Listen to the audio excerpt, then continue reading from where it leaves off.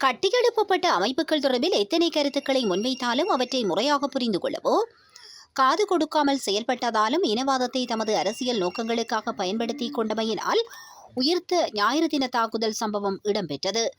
எது எவ்வாறாக இருந்தாலும் அது வரலாறு. அதை பற்றி பேசுவதில் பயனில்லை.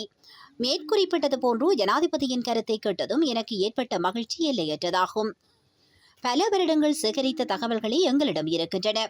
எங்களிடம் இருக்கும் ஒரு சில தகவல்கள் பாதுகாப்பு புலனாய்வு துறையினரிடம் கூட இருக்காது என்பதை பொறுப்புடன் கூறிக்கொள்ள விரும்புகின்றேன். தற்போதைய ஜனாதிபதி மீது எமக்கு நம்பிக்கை இருக்கிறது. அதேபோன்று பாராளுமன்றத்தில் அவருக்கு பெரும் அதிகாரமும் கிடைக்கப் பெற்றுள்ளது. எனவே எந்தவொரு சட்டத்தையும் நிறைவேற்றிக் கொள்வதற்கு தடை எதுவும் இல்லை.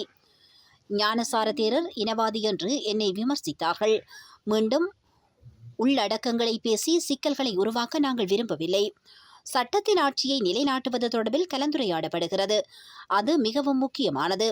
அந்த நிலைப்பாட்டின் அடிப்படையில் எங்களிடம் இருக்கும் தகவல்களை வெளிப்படையாக ஒப்படைக்க முடியும். அதற்காக தனியான ஒரு நிறுவன கட்டமைப்பை உருவாக்க அரசாங்கம் நடவடிக்கை எடுக்க வேண்டும். அதில் பங்கு பெற்று எங்களுக்கும் அழைப்பு விடுக்க வேண்டும். மௌலவிகளுக்கும் அழைப்பு விடுக்க முடியும். அதேபோன்று இந்த விடயங்கள் தொடர்பில் விசாரிக்க கலந்துரையாட முடியும். ரகசியமாக ஒரு சில செயல்பாடுகள் ஆரம்பிக்கப்பட்டுள்ளதாக எங்களுக்கு தகவல் கிடைத்துள்ளது. அதனால் எச்சரிக்கைக்கு அப்பால் சென்று இந்த செயல்பாடுகளை தடுத்து நிறுத்துவதற்காக தற்போதைய நடவடிக்கை எடுக்க வேண்டும்.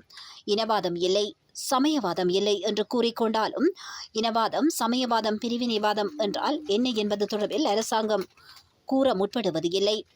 எங்களிடம் இருக்கும் தகவல்கள் அளிக்கப்படலாம். நாட்டின் எதிர்காலம் எவ்வாறு அமையும் என்று எங்களால் கூற முடியாது. ஒரு சில இனவாத தரப்புகளிடம் இருந்து ஆச்சரியமடையும் வகையிலான சில தகவல்கள் எங்களுக்கு கிடைத்த வண்ணம் இருக்கின்றன. அதனால் எங்களுக்கு கிடைக்கும் தகவல்களை விகாரைகளில் வைத்திருப்பதில் பயனில்லை, போலீசாருக்கு வழங்குவதிலும் பயனில்லை. எனவே இதற்காக பாராளுமன்ற தெரிவுக்குழு அல்லது வேறு குழுவையாவது நியமிக்க வேண்டும். தேவையற்ற விடயங்களும் பாடசாலை பாடத்திட்டங்களில் உள்வாங்கப்பட்டுள்ளன. மறுபுறம் உயிர்த்த ஞாயிறு தின தாக்குதல் சம்பவத்திற்கு பின்னணியில் இருந்த சிலரால் முன்வைக்கப்பட்ட கருத்துக்களும் அச்சிடப்பட்டு வெளியிடப்பட்டுள்ளன.